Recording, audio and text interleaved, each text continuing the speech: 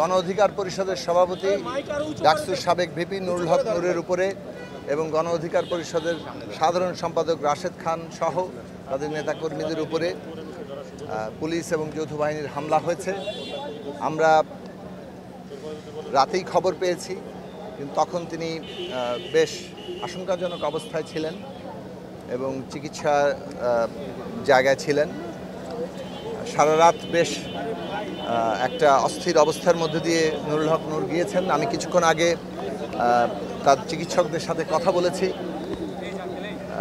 তারা বলেছেন যে রাতের বেলা তো খুবই অস্থির একটা অবস্থা গিয়েছে, কেননা তার শ্বাস প্রশ্বাসের সমস্যা হয়েছে, মাথায় ইনজুরি আছে যেটা এখনও পর্যন্ত পুরোপুরি রিলিজড হয়নি, নাকে ইয়েতে একটা বড় ধরনের ফ্র্যাকচার আছে, চোখে বাঁ চোখ তার ডান চোখ বেশ গুরুতর আঘাতপ্রাপ্ত এবং সেই চোখ এখনও তিনি খুলতে পারছেন না।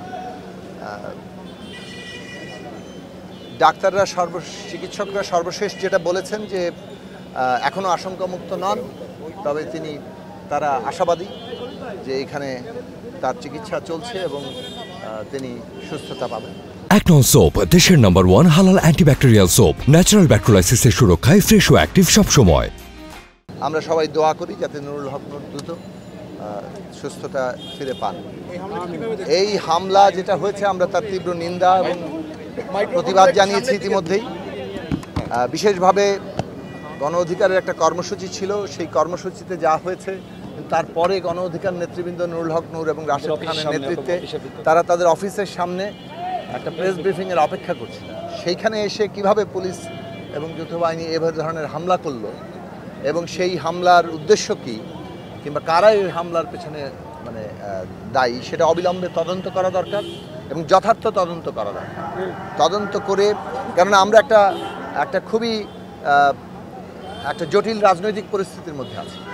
আমাদের বিচার, সংস্কার, নির্বাচন, এই তিনটি কাজই একসাথে এগিয়ে নিয়ে যাওয়া অত্যন্ত জরুরি এবং সেই 3 কাজ এগিয়ে নিয়ে যাওয়ার প্রক্রিয়া চলছে। এর মধ্যে নানা ধরনের পরিস্থিতি বিরাজমান। নির্বাচন নিয়ে একটা অনিশ্চয়তার জায়গা তৈরি করার চেষ্টা করা হচ্ছে।